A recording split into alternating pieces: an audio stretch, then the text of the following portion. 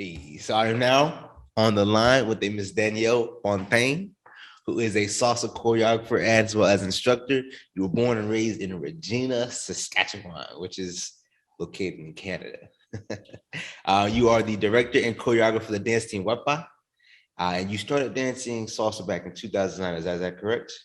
Yeah, that's right. I learned in Peru at 18. Okay. Went to travel, didn't know what I wanted to do with my life. So went out, lived with the family there in Cusco, Peru. And as you do in Latin America, you go out and you dance and you hope for the best. And so that's where I started for sure on the social dance floor in Okay. Cusco. Hmm. That's awesome. That's awesome. I'll tell you again, I want to thank you so much for taking time out to talk to me. I really do appreciate that.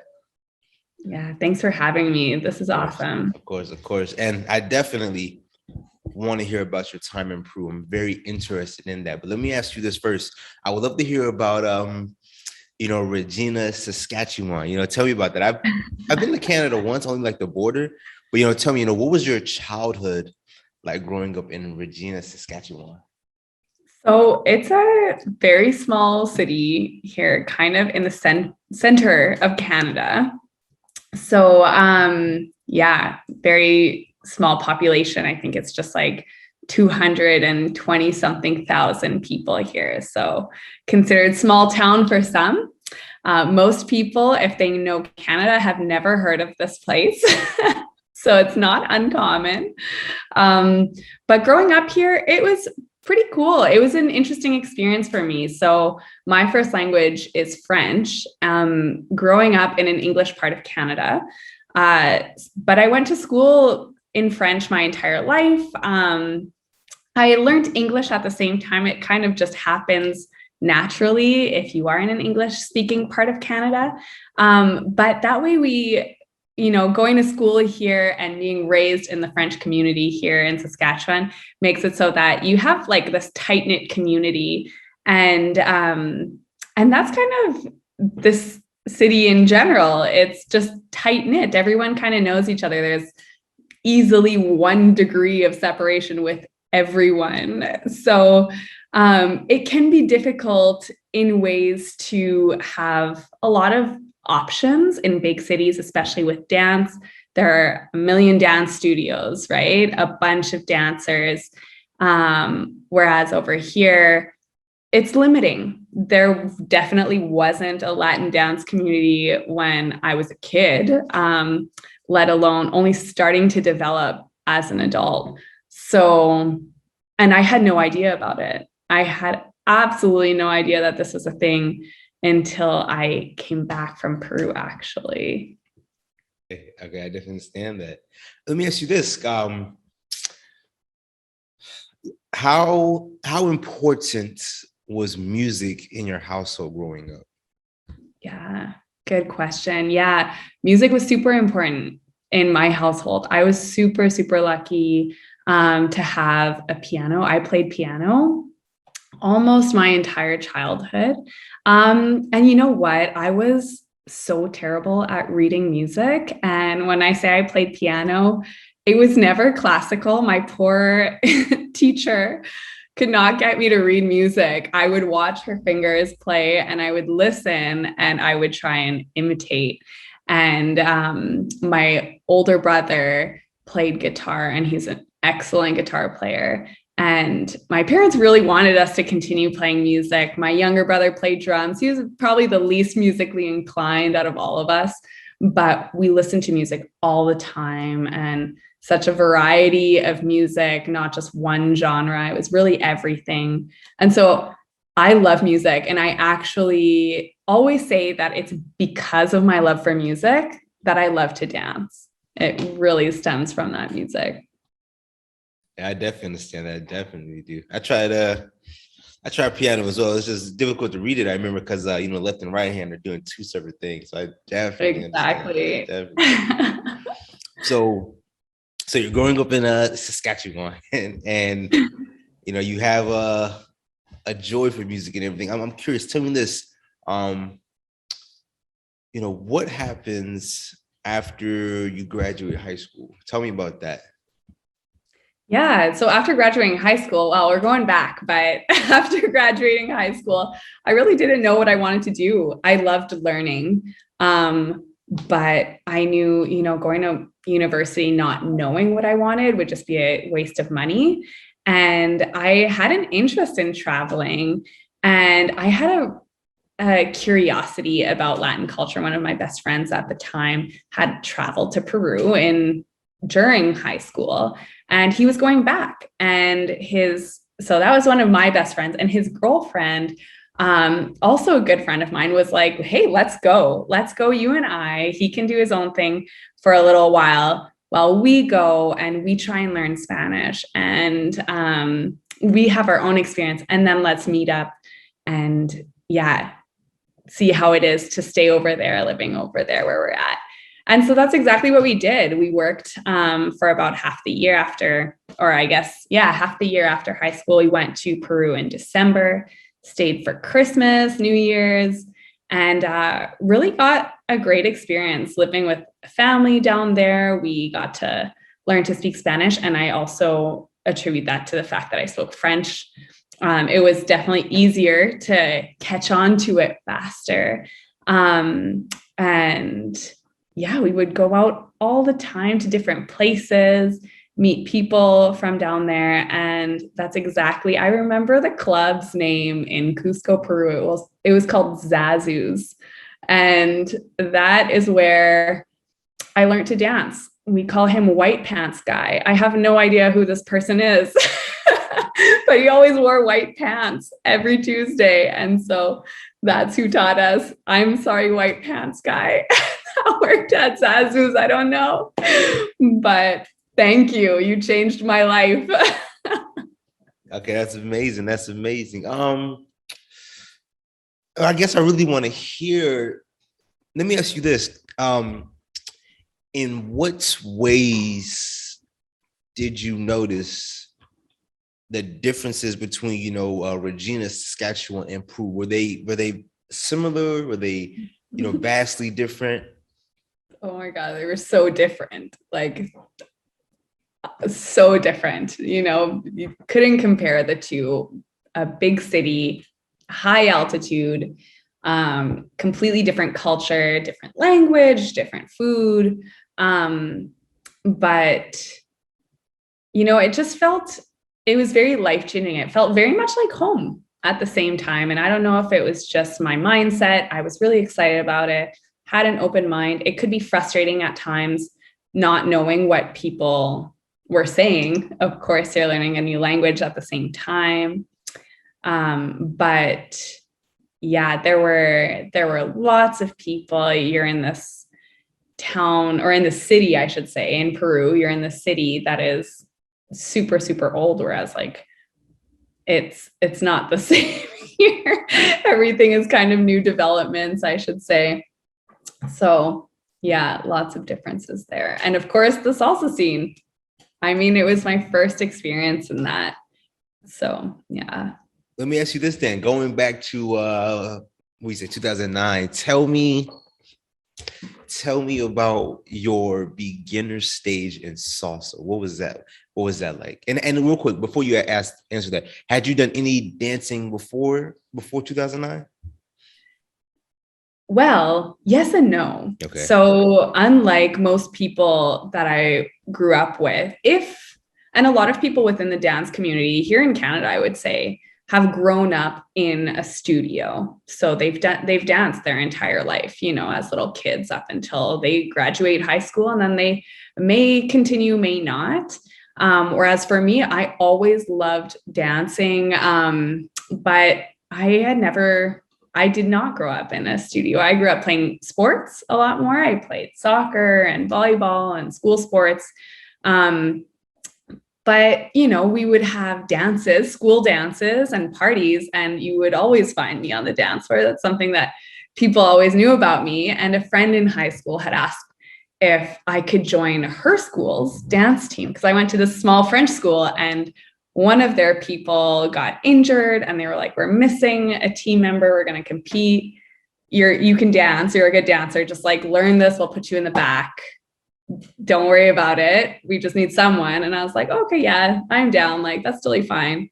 And I loved it. And they were like, actually, you should just stay on the team and keep dancing with us. So I did. And when the season was over, that was over for me for dance until the following year. In my senior year, I did it again. And it was super fun, but I didn't consider myself a dancer. I never saw myself as a dancer. I just loved dancing. And that's exactly actually to answer kind of that other question about being a beginner dancer. For me, my beginning, I suppose, as a dancer was on the social dance floor. It was, here's a basic, dance that, for the entire song and enjoy it, have fun. It's not about being fancy. It's not about, your patterns or shines. That wasn't a thing. It's about a partner dance with 1, 2, maybe 3 moves and celebrating, kind of going out with friends. I'm curious, Mr. White Pants, I guess, was he teaching you, would you label it more so street salsa, or or was it actually, what we dance in the West, maybe I'll say? Yeah, I would say, well, they were like group classes at a club. So it definitely wasn't just me that he was teaching. And I would say, it was something similar to what you would see maybe in any beginner social in that setting in a club. 2, 3 steps, that you can dance with a partner. Your basic, your rock step, a right turn maybe. And that was kind of it. And the rest was just, people would show up later. They would lead you. If you let yourself go, if you think of your 1, 2, 3, 5, 6, 7, you'll be fine. That kind of stuff, but definitely nothing intricate at all. Okay. No, I understand that. Tell me this, I'm very curious to hear from you. How involved, how incorporated was Latin music and Latin dancing in the Peru culture? Oh, yeah, super good question. So I wasn't there for too long. I was only there for about 2.5 months. So I can't really speak too much to this. But I know that it's something that we always sought out because my friend and I, because we wanted to be involved in the culture. And so we definitely sought to go to any club where there'd be some live music, where there would be dancing. And it really seemed part, not just of Peruvian culture, but it is really part of Latin American culture, at least I can speak to, Mexico, all the way down to Panama, Colombia, Peru, all of these places. I think of our Christmas spent in Peru. We, of course, ate food, but it was a dance party later on. And it wasn't just salsa, there was a lot of cumbia in there, some merengue that they played, but it was dancing and drinking and eating and celebrating. But it's part of it, right? They have, it's part of enjoying life, I suppose, for them. Yeah. Okay, that's awesome. That's super cool. So you visit Peru for 2 months. You have wonderful experience. You come back to Regina, and I'm curious, what happens for you at that point after coming back from Peru? Yeah. So at that point, I had a goal which had nothing to do with dancing. It was to be trilingual by the time I was 25. I was like, okay, I don't know why that was in my mind, but I was like, I want to keep speaking Spanish. Like, that's my goal. I want to be able to have a fluent conversation. And there's a small Latino community here and Spanish speaking community here, but it's, there's not like a Latin quarter. There wasn't even like a Mexican restaurant at the time, Yeah, it's pretty far north. small population, and our immigrant population certainly wasn't as Latino as in other cities. So my way to get to this trilingual goal was through music. It was, I'm going to listen to as much Spanish music as I can. And back then it was like Google Translate was my friend. I would look up the lyrics and then I'd put them through Google Translate and see if I could remember them. And I would sing them like phonetically, not having a clue what I was singing. And I just wanted to keep traveling too. And so after my first year of university, I met a friend and she was like, hey, yeah, like I would love to go traveling. It's like, me too. Let's go somewhere. Let's go to Argentina. And so our goal was to go to Argentina. And then we realized actually our summer here is like their winter. Why would we go to, another winter? We're trying to like not do that. So let's go to Guatemala instead. And that's what we did. We then went to Guatemala for another 2 months. Similar thing, kept, lived with a family, kept practicing our Spanish, went dancing we were in Antigua, Guatemala, went dancing at La Sin Ventura. It was what it was called. They would have salsa nights. I think they were like on Tuesday or something. So every Tuesday we were there dancing. And yeah, we would just seek out any opportunity to speak Spanish and dance. And more, those two kind of went together. And I love salsa, but my favorite genre to listen to is reggaeton. And, and so you just add your own little flavor in there and what from, what you can bring from your childhood, like R&B, hip hop of like the 2000s and that kind of flow, bring that to salsa, bring that to bachata and kind of add your own little element. And yeah, so continuing to travel, the second year we made our way all the way down to Panama, which was sick. So yeah, it was super fun. But those experiences allowed me to, get to know the culture and also the dancing, what that means for people. It's not, my background generally wasn't in a studio. It was, like I said, on a social dance floor, dancing with other leads. At this point, I'd never been to a Congress. Had no idea what that was, but knew there was more out there and slowly was getting to see more and more of it. I definitely understand that. I guess we'll switch gears a little bit. So let me ask you this. Your learning path of how you learn to dance salsa.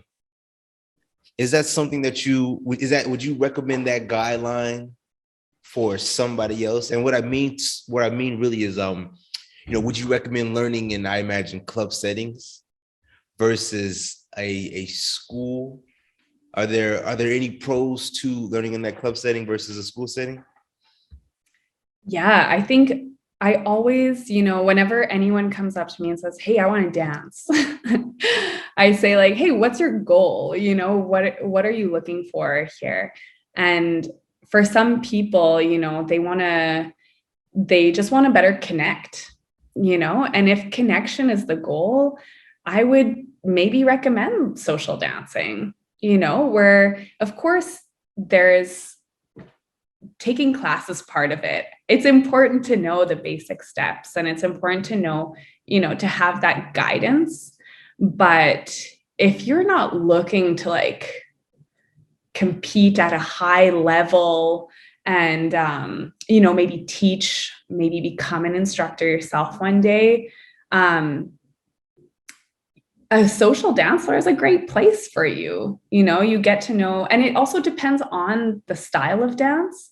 I think it's important for any Latin dancer, no matter where they are in the world, to go to Latin America and to experience, not just salsa in a studio or bachata in a studio or whatever the case may be, but to immerse yourself in that culture and see what these songs mean to people that have grown up with them, right? And see what this dance is. It is a street dance, right? It's like it was made socially. And I think the growth in salsa is incredible. The history of salsa is incredible. And it's so great to learn. And you get a lot of learning from immersing yourself in that culture. That being said, I think it was also extremely beneficial for me to start taking dance a little bit more seriously and getting some coaching from different people in the world. And once I started deciding to perform and then competing, we would reach out to different professionals in the industry and refine, our style of dance. And within that, I was also able to learn, this is the history of this move. This is what the song is saying here. This is what that word actually means in this context. And that's super beneficial as well when you're becoming a director, a teacher, a choreographer. Those are all very important things. You need to learn from different people. You need to expose yourself on different stages, but also to different styles of dancing, to different coaches, different methods. So, I got a couple questions for you, but is this your full-time job, or do you have like a separate full-time job outside of dancing? Well, this was a full-time job.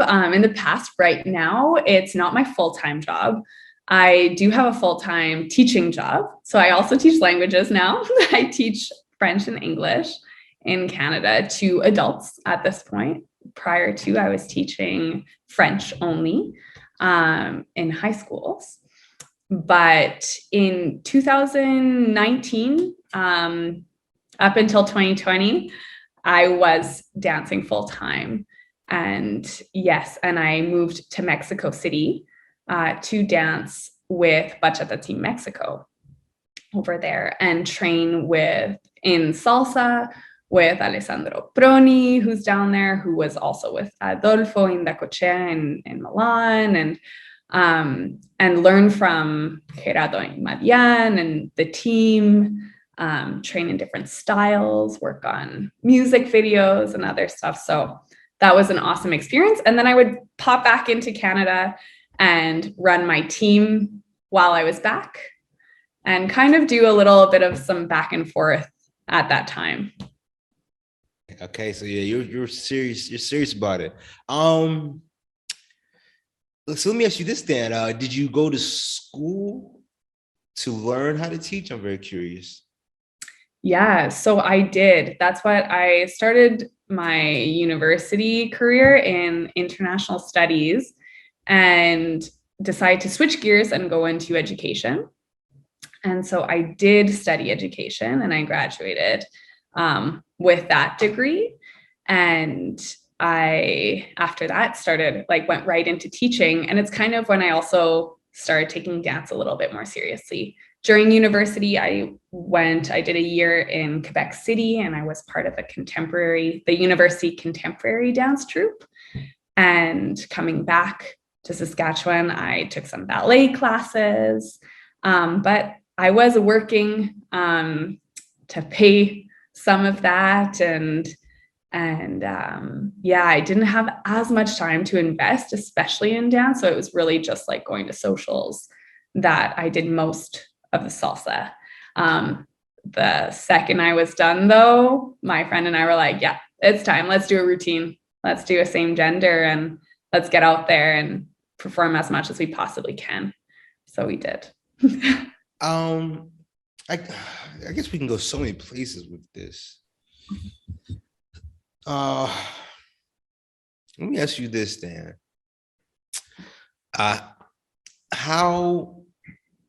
How has the social dancing scene, the Latin scene, how has it changed over the years in Regina, Saskatchewan?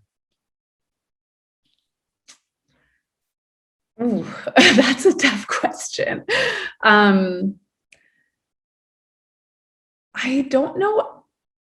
I don't know how much it has changed. It hasn't really been back up and running yet since the pandemic. I mean, we are only going to there's like an outdoor social that happens here over the summer that's going to start up pretty soon here. But really just in the past year, we've had like Latin parties, but it's not quite, like a salsa social or like a salsa bachata SBK style social. And I would say that's like probably the case for most of Western Canada.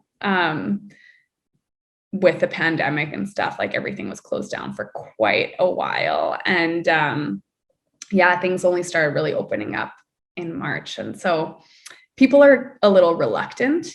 That being said, over between like 2010, when I got back from Peru and pre-pandemic, I would say, the community definitely got bigger. We struggle here, I think, with what to do next. So people will learn, they'll take classes up until like maybe a high level beginner, maybe low level intermediate, and then say, yeah, like I'm good. That's cool. Like I've met the people, I got out there, I tried something different, and I'm cool. Whereas, in other cities with even more advanced dancers, with maybe dance opportunities, like a bigger industry, they might be more motivated to continue. With bigger events, that's another big motivator too. A lot of people that don't get to see that, they don't know what they're missing. So I'm good. I can dance with everyone here. That makes me happy. I'm going to just like stick it out. So one thing I would love for the social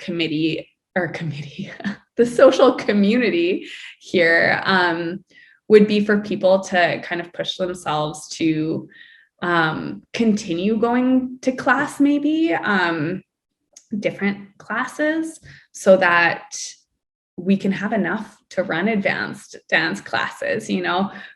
I know I would love to, but it's not feasible, within studios if there aren't enough people to take the class, unfortunately, if there's not enough demand. So it's something I'd love to see in the future. I hope it happens. I'm pretty sure that's probably an issue a lot of maybe smaller cities, maybe it's just certain cities in particular have, where the student base gets maybe what's the word? I guess not relaxed, but content in their skill level. Exactly.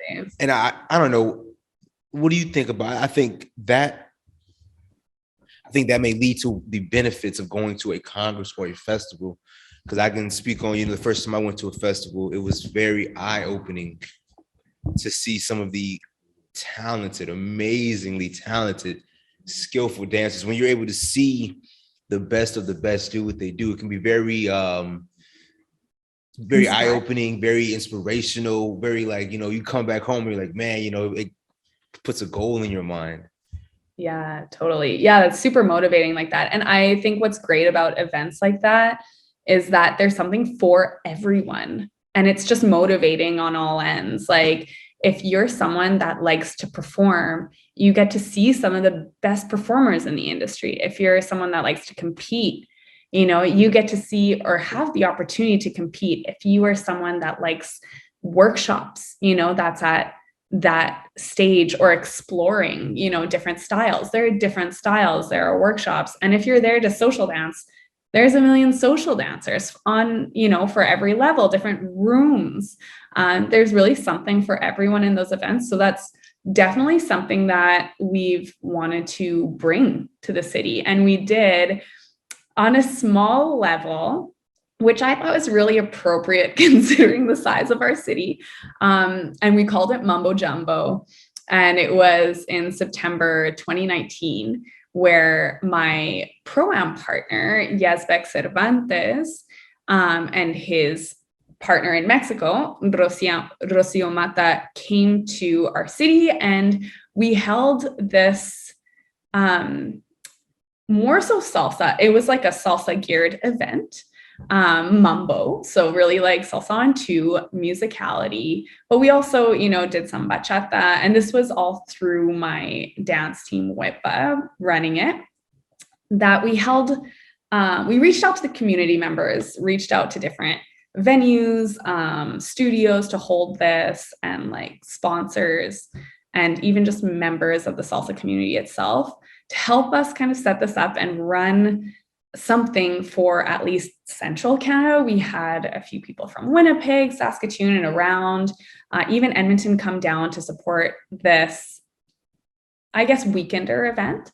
And our show was not just salsa, it was all of the dance community here. So we had some baton twirlers, we had these like incredible kids tap, all boys tap number. We had our university cheerleader team come.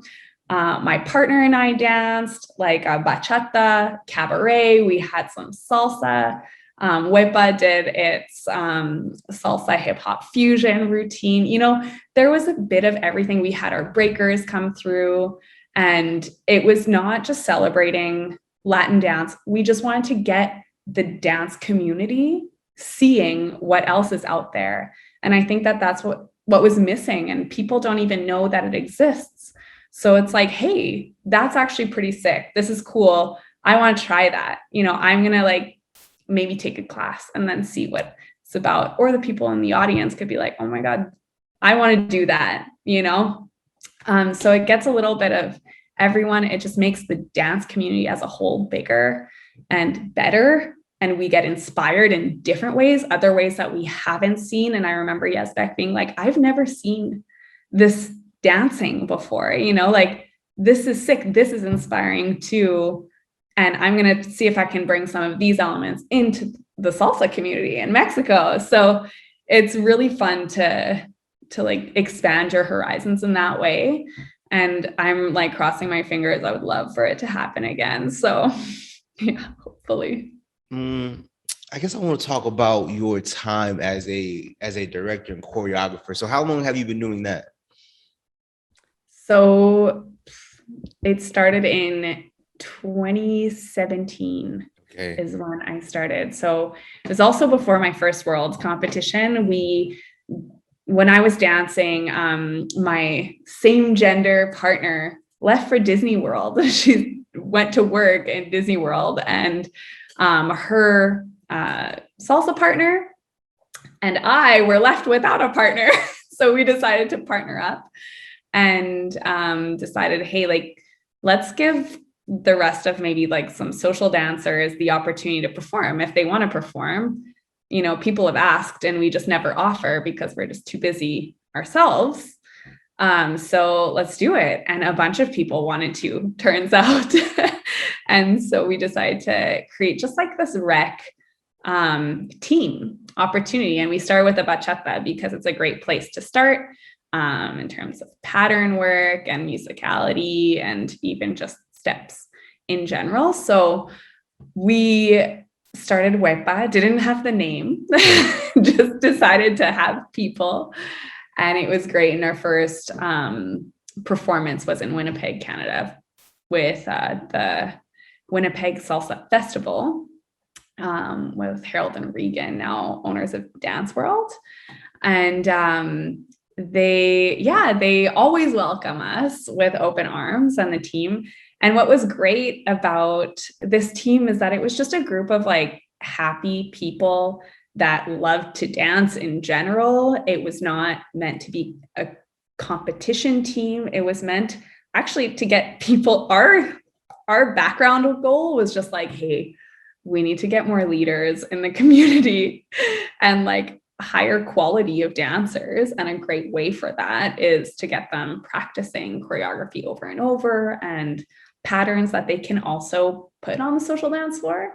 So we did. And then people noticed, and people were like, oh, they're a good vibe too. And they're good dancers. Like, who are these people? Where do they come from? some of the guys like were people I worked with as a server, you know, in the restaurant in my university days. And then an engineer that my partner worked with, like that just was like, oh yeah, let's do it. I'm down. And we would kind of get, you know, people that had no idea about the salsa community or weren't part of it at the time to check it out. And as we mentioned, once they were at a festival or at an event, they then realized they were like, oh, this is dope. Like, let's keep going. Let's get better. And so we did that for that routine for about a year and decided, you know what, let's kind of do a semester-ish of training for a salsa and then do a salsa routine. And so we did an onto salsa again, newish dancers, but you know, our goals were to grow the community first and foremost, to like bring positivity to, and then to like get better, to like level up.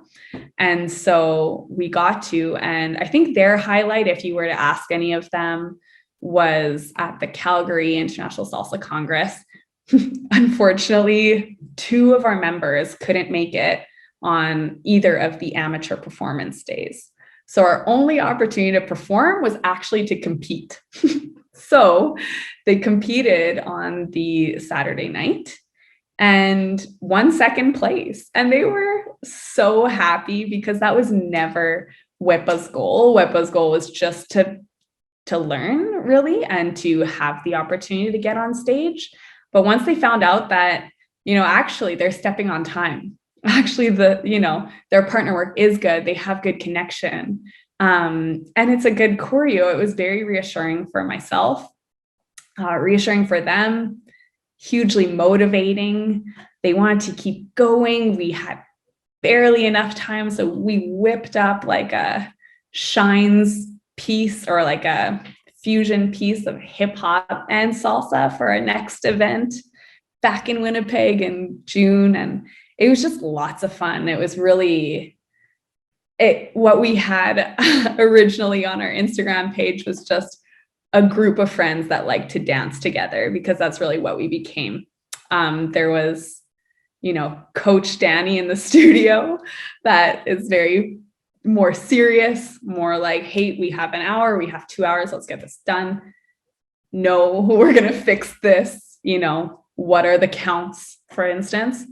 But then there's also friend Danny after practice and friend group, you know, that we all enjoyed each other's presence and we all wanted to hang out and we would all go for a drink after practice, you know, and get to enjoy each other's company too. It made for like an amazing dynamic.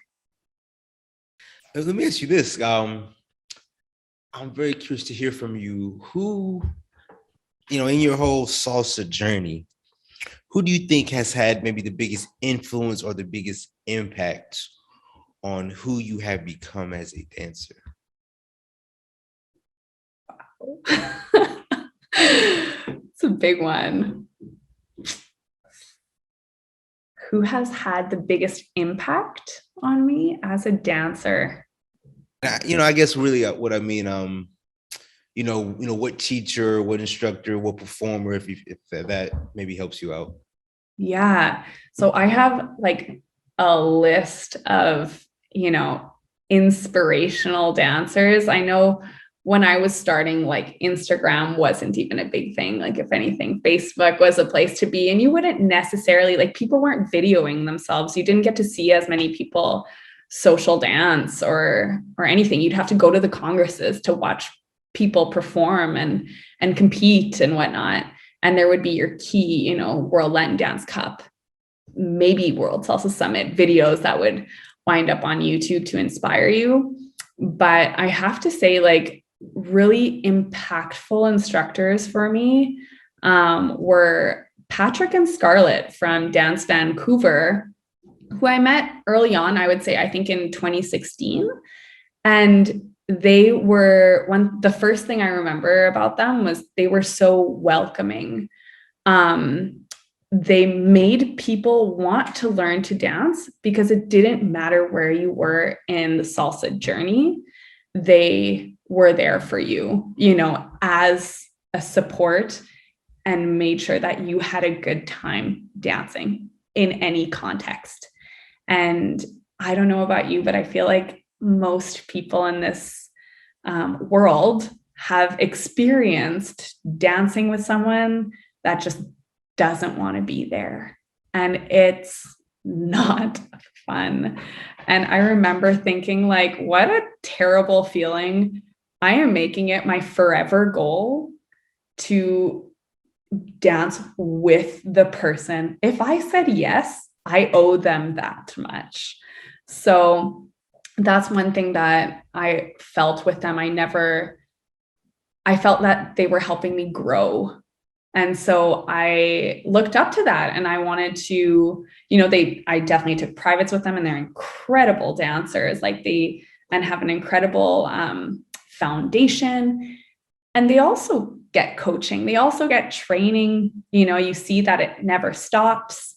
They're always learning. They have great dancers on their team, and they pump out these amazing leads and follows that just are winning over and over these championships, and awesome, interesting choreographies, develop this unique style. And I was like, wow, what a thing to look up to. This is really cool. And for that to be in Canada was pretty sick, in my opinion.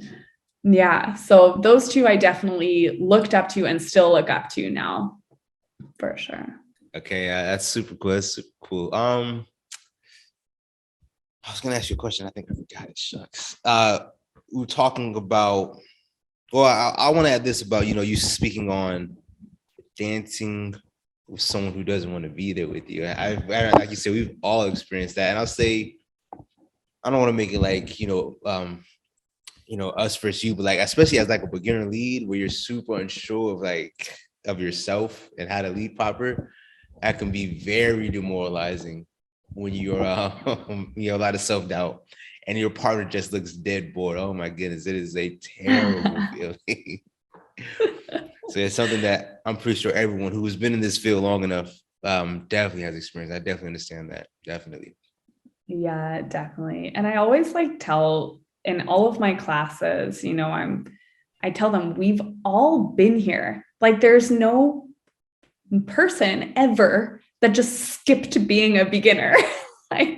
It happened for all of us, and we need to remember that. And sometimes I have to say, sometimes I do have to check myself, and I'm like, okay, if you're, just bored of this, then leave.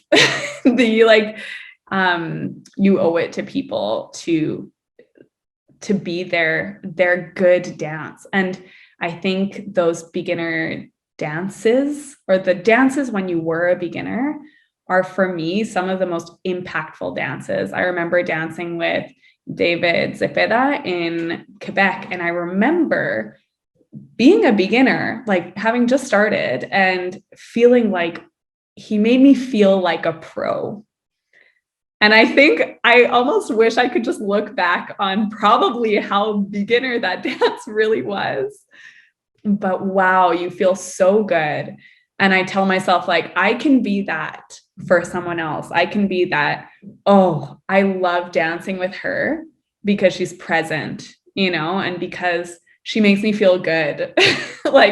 She makes me look good, without taking away, of course, without backleading and all that stuff. But making them feel comfortable is super important to me. And encouraging them to continue. There's always more. I could learn so much more. I have not even come close to the height of, some of these dancers in the world, but there's always more you can do. And if you don't want to do it, you have to say no. You don't owe it to anyone, but if you say yes, you owe it to them. You owe them their dance you accepted. So,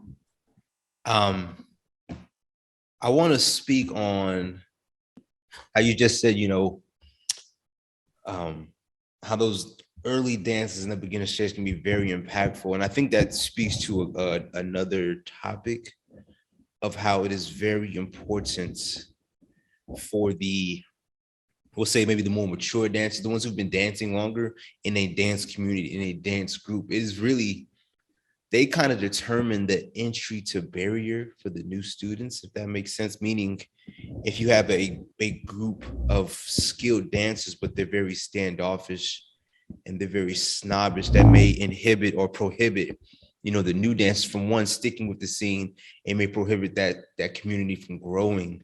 And so I think it's very, very important to, as you get better, improve, to always remember that you once were a beginner, and how impactful it can be for the older people, the older heads, the better heads, to come with open arms, welcoming arms. I think that's very, very, very important. Definitely. Yeah, sure. Let me ask you this real quick. You said you started directing and choreographing back in 2017. Is that right? Yes. Okay, so almost 5 years now, 5 years now. Let me ask you this. What are some things that you know today that you wish you had known back in 2017? Yeah, so much. I think just so much. But so one thing that's really, that apparently, but is pretty unique, is that we didn't have coaches here, to find a coach or to find anyone really. We would drive 8 hours for an overnight trip to another city to get, privates and feedback from someone within the community. And so my first world's routine was choreographed by my partner and myself. It was not, we had no one really here helping us out. And everything takes time. There's no need to rush through a step, right? Your level as a dancer, beginner, it doesn't define you. Just because you are a beginner doesn't mean you are better or worse than anyone else. It's your current level, and it's up to you to move up. I think what I would tell myself back then is that it's quality, not quantity. So sometimes as a new dancer, you're trying to fit as much in as possible. And in order to maybe prove that so much, or and that could be anywhere. For us, it was in our own routines, less in GWEPA's routine. As a director and choreographer, we were really concerned because we were teaching and then they were performing. We really wanted them to do that well. But when it came to our own dancing, we're like, no, let's do more. And we would have 17 versions of one choreo, our first draft, and then let's change this part. Oh, now we do this well, let's make it harder. Which is good, constantly pushing yourself, but it made it so that none of our performances were ever perfect. And I think perfect is a good thing to strive for. It's not always possible. I don't know if anyone will tell you they've had a perfect routine ever. Maybe it would be sick. I performed once and I thought we didn't screw up. There's always something you could do better though. But that being said, we were thinking of adding more instead of really thinking, now listening to the piece of music and saying what do we want for this routine? What do we want to highlight? How are we going to highlight this? How are we going to transition, make this seamless, instead of can I add 7 multiples here rather than 3? It's a good drill to do maybe in practice, so that if ever it comes to a song that musically would go perfectly with 7 spins or 8 spins, yeah, you can do it then. But just because you can doesn't mean you should. And so I think sometimes less is more. And I think that goes for everything, for teaching your class, really drilling some good basics, some good crossbody leads, a flawless right turn, flawless inside outside turns, maybe that's it. Maybe that's what we're going for, instead of like, we're going to do a waterfall, we're going to do the copa, we're going to do multiples, and adding so much in so little time makes just for so much quantity, not as much quality. So that's my main thing. I would go back and just be like, hey, take a breath, keep practicing, keep drilling, but make some hardline decisions and stick with them for a bit. Let me ask you this then. I appreciate it's an issue that a lot of dance instructors have to face, and I think it goes back to what you said about quality versus quantity. And I'm curious if this is an issue that you're also facing. Well, you said you were. Try and follow me on this question. All right, please. How can an instructor balance quality versus quantity if they're in a small scene?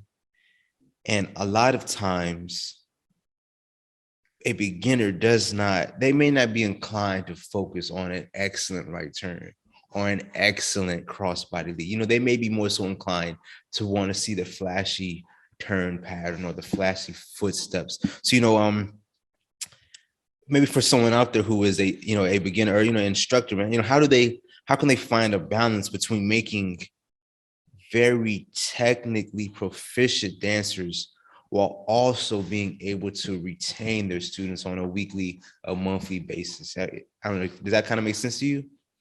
Yeah. And I think that's something that I'm still figuring out. I don't think I have, the answer for that.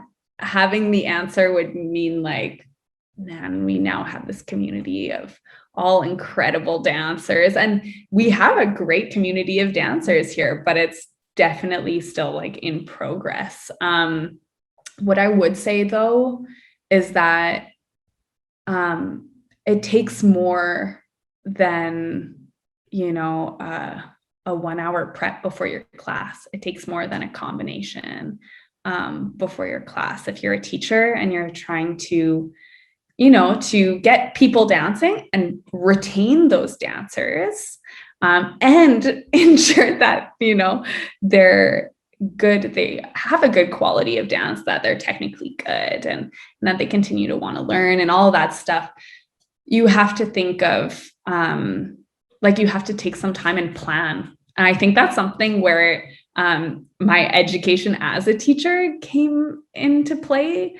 I know that it was when we kind of created our class curriculum that we planned our class as a whole and not just class by class, or like, oh, first class, we're going to do a basic and the steps and the musicality. And then second class, we'll do, rock step and maybe right turn. And third, we'll do this and that. We would start from the top down. We would say, what do we want to wind up with? And so we social danced, and we saw, okay, like, what are some of the key moves that can be applicable to anything? So key lead and follow, like handholds. And we would kind of decide, okay, like if we're talking about a lead and follow, it's that like constant pressure no matter what. Like, what are we doing with our fingers here? What are some ways that we can tweak this so that if they're taking another class, they have the fundamentals of partner work to make it easy for them? And so we started like last first, and then built all the way down to make it efficient. Okay, so we took our key steps, key patterns, or partnering patterns that we found most applicable, and focused on those, and then really like broke it down into weeks, like what's our goal. And within that, we added social dancing classes, where there would be like at the end of our 6-week session, we would have our 7th would be, okay, now we're going to play music, and we're going to talk about how we transition these, what are some tips? Let's do this. Let's do that. I think another thing is you have to be part of the community. You can't expect people to come to your class and come to want to dance if they don't even see what dancing could look like. So you need to show them, hey, this is what it can look like. We didn't have coaches. We didn't have classes. We went out and we tried, and now you have this. Like, now you have it fast too. You have people to tell you exactly, this is how you do it. This is how it's done, or it can be done. And then you bring those people and people start seeing you. And that's where like GWEPA was awesome, because it was a group of people that wanted to dance, and that in 2 years' time could dance well and perform and compete. And then people are seeing this and they're saying, whoa, that's cool. I should maybe take class or I should like have faith that this is what we're doing. At some point you need to push like a bit and say like, hey, let's try this. Like, you're ready, you know, or you should come here. Like, you should come to this class. We do this move. Like, this is one of our core moves. Or, you know, you can take a private or whatever the case may be, but you have to really think about your craft, what you're doing, what's most important. And then secondly, you have to be part of it. Like, you have to love it and be part of the community. I definitely understand that. I definitely do. Let me ask you this real quick. You've been dancing for quite some time now. Let me ask you this: what are some lessons that you've learned from dancing that you're able to translate to your everyday life? Oh, this is something I always talk about too in my classes, like everything. Everything about dance I translate into my everyday life. First and foremost, like, and I would say for most people, it's not necessarily a lesson that I learned dancing, but it's like a life lesson that can apply for everyone. And it's just nonverbal communication and connection. So respectful connection. There's so much in salsa and partner dancing, bachata, anything that's respectful. You know, you ask someone to dance. You don't just take them because you want to. You ask the question. You read their body language, right? You have to be slightly vulnerable. If you're a follow, in my case, I'm not making the decisions. You know, I cannot, if I want to dance well, I can't back lead. I have to have trust. Okay. And I also have to know my boundaries and how to use that with my body without saying, hey, stop now. You know, I can have a little bit more strength. I can know, oh, what is this? Where do I communicate? And I can connect with people as well. So it's great to learn like about that connection that you can have, if only for like one song, which is awesome, right? To share, like, that's what being alive is all about. It's about that connection that you can have with different people without speaking their language. Like, I could go to Korea. I don't speak Korean, but I could go to Korea and I would go to a salsa social and I would dance all night without speaking Korean. And I would dance that because it's its own language, right? So it kind of teaches you that, you know, ultimately we're all the same. And like, no matter our differences, no matter our like abilities, like you can be, you know, in a wheelchair and dance. And I've seen it and it's incredible. Like, it's about that movement, about that passion. So it's something that can be applied, definitely. And then on the other side, like, as a teacher, patience, and encouragement. As a competitor, like, and an athlete, it teaches you, you know, perseverance, constructive criticism, how to take criticism, how to continue, you know, not to give up, and push yourself. Like literally everything in my life has been impacted by dance. I definitely understand that. I definitely do. I guess for this part, let's get into some advice for some dancers out there. So let me ask you this then, for a beginner who feels like they're in this rut, like they're not getting better, they're stuck in place. Um, what advice could you give that person? I would, if a beginner feels like they are stuck in that same place, I would tell them that there are always like peaks and valleys or even plateaus. You need to keep going. Like there is a path and it will go up.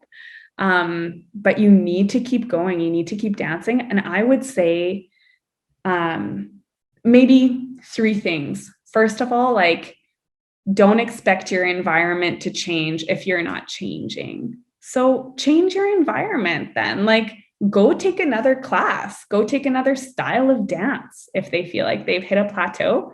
And then what can you do? How can you include that in your dance? Like in salsa, it was like a bunch of like jazz dancers, or like other styles. It's a salsa, it's a sauce, it's all mixed up of a bunch of different styles of music and a bunch of different styles of dance. Go do it, see what happens, right? So always going to explore like different styles of dance is always good. And then if you really want to level up, and you have instructors, like go get those classes. Like they are worth it. I'm sure you can pull like one piece of information out. And then, I mean, it is possible that you live in a small town somewhere and there are no dancers. If you have the access or if you can go to a congress at some point, I recommend that. But if not, kind of get inspired maybe by videos and video yourself, compare. Like it's a important thing. I do it. We video all of our routines and then we watch them together and say, oh, we need to work on this. This doesn't look exactly right. Let's try it again until it feels and looks right. And you just have to keep going. Like there's never an end. Always keep learning. Let me ask you a follow-up question then. For someone who is an intermediate dancer, whatever that may mean, and they want to get to that advanced level, in your opinion, what do you think it takes? Yeah, what is intermediate? I think, okay, first of all, for any dancer ever that does not no longer consider themselves as beginner, you are. Remember, you're always a beginner. Okay, so like you are not, just because you've been dancing a little bit longer than others does not make you intermediate, or even if you're an advanced dancer, it doesn't make you a non-beginner. You're always a beginner. And with that being said, I would recommend the same 3 things as I recommended, or the same things I recommended for beginner dancers. Get out there, learn other styles. Like, what are some key things you remember when you started dancing, or if you are currently taking classes that you're not including? Like, I think of maybe a beginner level, an intermediate level of dancer. They will have heard, and be assimilated more of the fundamental steps, but maybe are neglecting like body movement within their dance, right? In this style in particular, or aren't able to get out of this like pattern of shines, maybe once they're released on the social dance floor, or kind of lack that creativity if they're trying to choreograph a routine for performance or competition. Those are all things that you can focus on. So first of all, like, what am I not doing, or what do I always resort to? And then like making a point of not resorting to that when you're dancing. And then if it's also and dancing with beginner dancers is a great way of practicing that. Like, how can I include my shoulders and my rib cage and my back and my hips as I lead? Am I doing a cross body lead for my body movement, or am I just like bringing someone with my arm or my hands? So questions like that could be great for intermediate dancers. And rather than learning more patterns, it's all like about execution. And then, creativity. If you feel in a rut, other instructors, other styles, other places. Yeah. Where have you not looked? I want to ask you one last thing. I think I might already know the answer to this question, but I have to ask you this. Can you give me one tip, one piece of advice that can make anyone a better dancer immediately?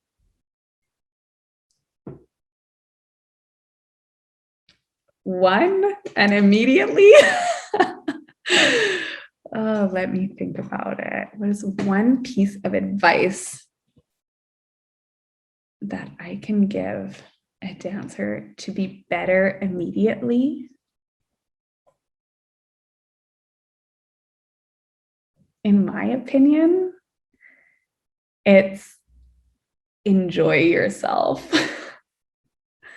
It sounds really simple, but I think we forget how in our heads we can be.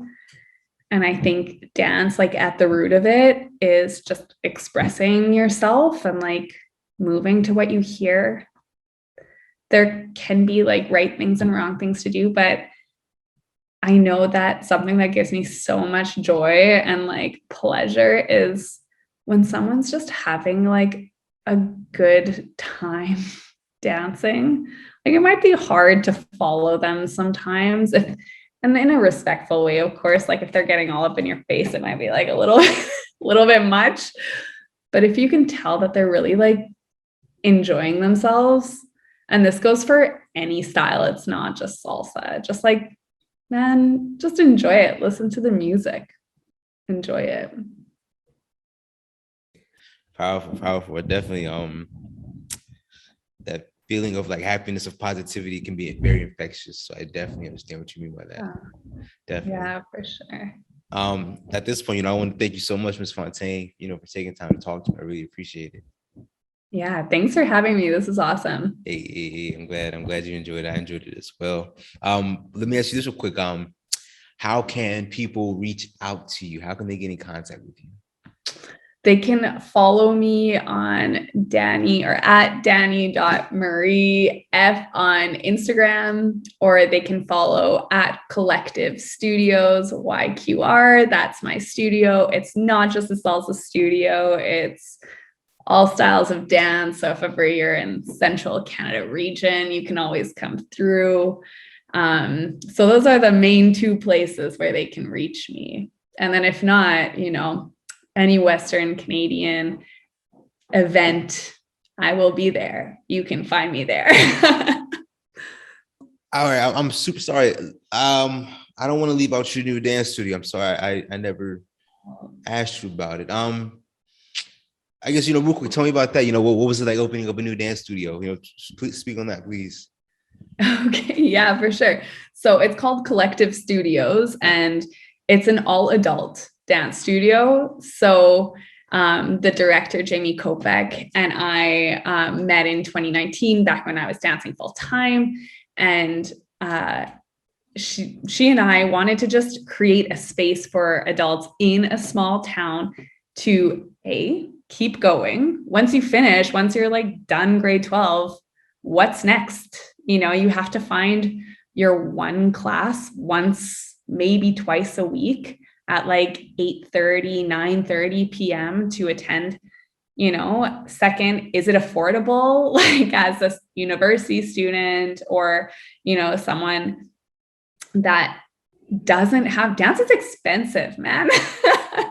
So it's like if there isn't a space, or like we kept hearing, you know, I danced all my life and I haven't danced for 20 years, but I used to love tap dancing, or I used to dance hip hop, or I don't know where to start. And I was myself was dancing out of gyms, you know, generally we'd get a gym membership and hope that there was space available. So we wanted to create a space for adults where we could be adults, you know, we could host socials, we could host parties, and we could bring the community together. And she is an incredible dancer. She trained in Vancouver and New York, and she specializes especially in jazz, contemporary, and theater jazz. So very different than myself, and tap, an incredible tap dancer. She just does it all.